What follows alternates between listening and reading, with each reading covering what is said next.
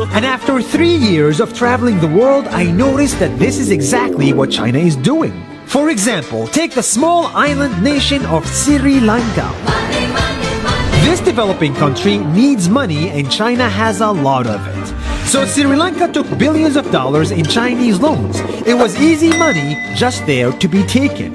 And with that, they built skyscrapers, highways, airports, and shipping ports. The country grew and prospered.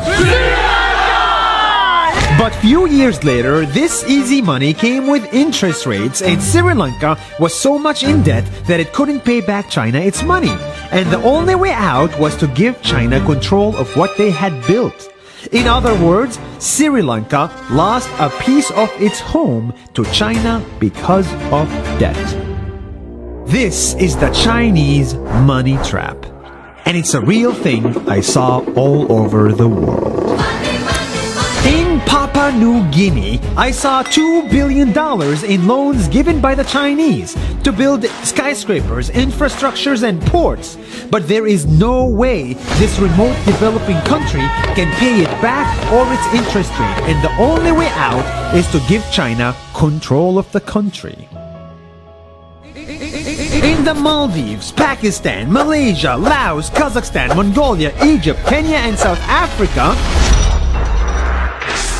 the same thing is happening, and many countries are struggling to pay back Chinese loans. If you look closely, all these infrastructure projects like highways, ports, and bridges connect to China through the sea or through the land to form something far bigger, far more powerful than just a bridge. A new Silk Road.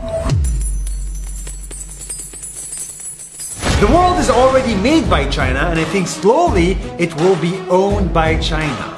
Don't get me wrong, building bridges, ports, highways, and airports is a great thing for the people and the country, but they come at a very high cost. And when these countries can't pay back the loans, these countries will lose their homes. One thing my parents had taught me is that there's no such thing as a free lunch or a free ride. So if we're not careful with our money or other people's money, then we better start learning Chinese. 下周见。